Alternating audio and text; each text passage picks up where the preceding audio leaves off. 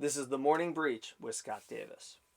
Last month, as part of Microsoft's Patch Tuesday, there was a bug CVE 2020 1472 that was simply described as an elevation of privilege in net login. Yesterday, more information became available, making this bug truly worthy of its 10 by 10 severity score. The bug takes advantage of a weak cryptographic algorithm used in the net login authentication process, which allows an attacker to manipulate the process and impersonate the identity of any computer on the network, disable security features, or even change computer passwords within Active Directory. The gist here is a hacker could take over an entire network in as little as 3 seconds.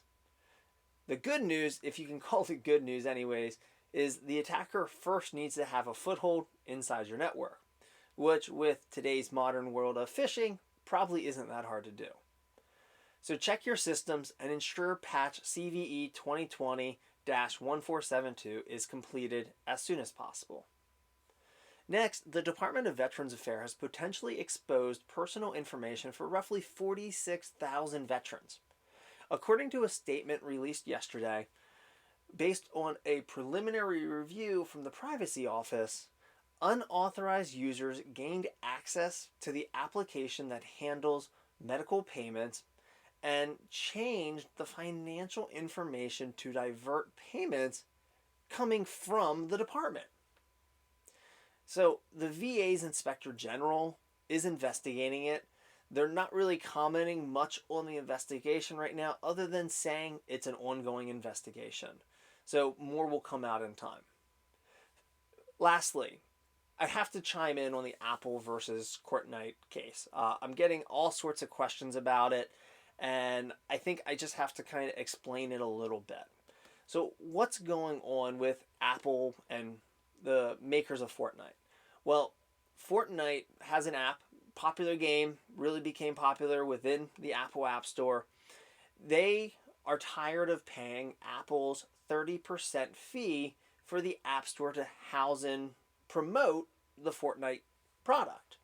So what's happened here is Fortnite added code that would either disable the Apple App Store's 30% cut through their payment processor, and have all payments go directly through Fortnite, or they just added a second option giving a discounted rate for those that purchase it through Fortnite's payment processor. So at the base level, it's kind of, Apple's just being greedy. Well, Fortnite's developers is another $1 million company. Now Apple, you could say is a $1 billion or $1 trillion company versus, that $1 million company. So it's still a David versus Goliath kind of fight. But it's more than just apples and oranges here. So Fortnite also has another app that is an app that's pretty much like a game center, where it's a whole bunch of games that you can actually go in and purchase games inside of the app itself, and you can play these games in that app. So it's kind of like another app store. Now you're not downloading any games onto your computer or into your devices. It's all played kind of virtually through that infrastructure. And that's one of the areas Fortnite has been pushing Apple, is they want that app to be approved to, in essence, sell the games inside of that and get those installed on iOS devices. Apple has refused because in Apple's position and in the NDA, and when you sign up to become a developer, everything states, App Store is where it comes through.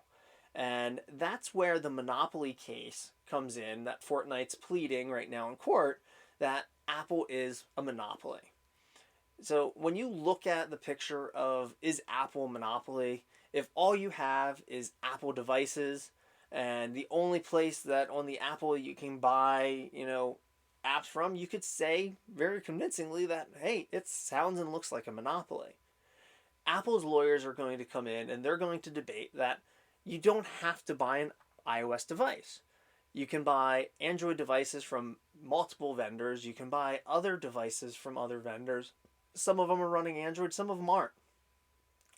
So it's kind of Apple doesn't control the majority of the overall of the mobile market. That's really Android. So Apple is a smaller player. So it's hard to say that we're a monopoly when we don't control the majority of the market. Um, so it depends on how you look at it, and what side you want to take there. But really, what's at stake here is privacy and security. And here's why I say that. Governments around the world have been pushing Apple to make iOS less secure. If it's an attack on a government, if it's an attack here or something here, they want to get into somebody's phone, someone's device. Apple typically says we can't help you get into the physical device, but hey, we will give you everything that user has uploaded into iCloud. And they do. They provide that on a regular basis, going through the court process of, this is a legit request for data. Here's the data that you requested. They can work pretty quick in some high profile cases in getting that iCloud data, which comes to you unencrypted. But the device itself, that iPhone device, is what the investigators want access into. They want that magic PIN code to unlock the phone and have access to everything that they want access to on that device. And what happens is Apple's stance has always been our privacy and our security is our top concern, and that's what we're going to promote, that's what we're going to feature. And because of the measures that we've taken, we cannot change our code to give you a backdoor into the device.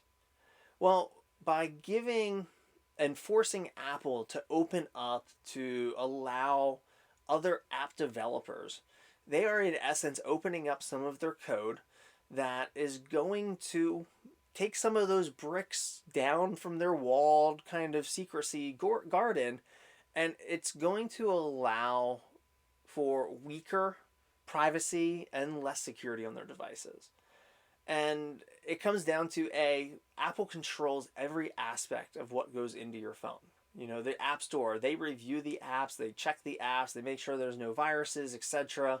They're not 100%, but they're pretty accurate in the grand scheme. Whereas on Android, you have a multitude of app stores, multitude of, ways that you can get apps placed on your phone. And I think that's really, more importantly than the Fortnite versus Apple, it's really, do we really want to maintain that privacy and security on the Apple devices? Or do we want to surrender that privacy and security so that we have options in, where we download apps? In the end, I truly believe Fortnite's going to come out the winner. And I say that simply due to the fact that so many government agencies are trying to erode at the privacy and security wall that Apple has built. And this takes kind of a step in the direction that governments want to see at eroding some of that, privacy and security wall, if you will. So I think in the long term, I do think, Fortnite is going to come out victoriously. It's going to be a very long, drawn out, multiple appeals, probably on both sides. Both will probably claim a win here, then a win there, then a loss. It's going to be drawn out. And really, no one's really going to pay attention to it until the end of it, and, what changes have to take place then. So, I talked, several different things. There's a pretty critical breach at the VA. That's 46,000 veterans information. That's pretty severe. There is that Microsoft security one, that CVE that came out. That was back in August. Please make sure you update that. In September, there was also a critical one for the Exchange server. So if you're running an Exchange server, definitely make sure you're doing your Windows patches. But I want to leave you, as always, if you've learned something new by watching, please share the video. Let me know what your thoughts are. If you want to see more episodes of The Morning Breach, or find resources that are designed to help secure your organization, visit themorningbreach.com. Follow along on our Facebook and LinkedIn pages. I seem to update those more than anything else. But thank you guys for watching, and have yourself a great day.